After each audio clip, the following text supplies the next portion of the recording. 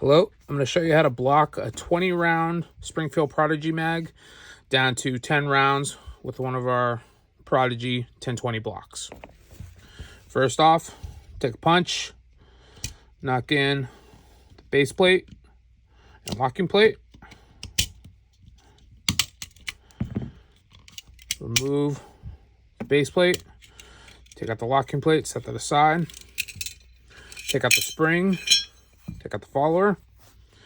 You'll notice in the follower here, it's got these two little protrusions.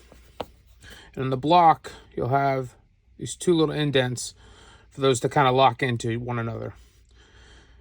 Okay, take that, install it like this, and it should fit in there nice and neat. If there's a little bit of resistance, it's okay.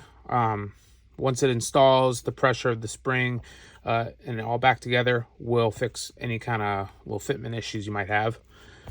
Take the spring, reinsert into the magazine, take the locking plate, put it back, and that's it. That's how you block a 20 round Prodigy mag to 10 rounds. We make this also in a 15 round limiter for the 15 round states, and you can use the same process for the 17 round mags and the 26 round mags as well. We sell blocks for each one of those magazines. Have a good day. Bye-bye.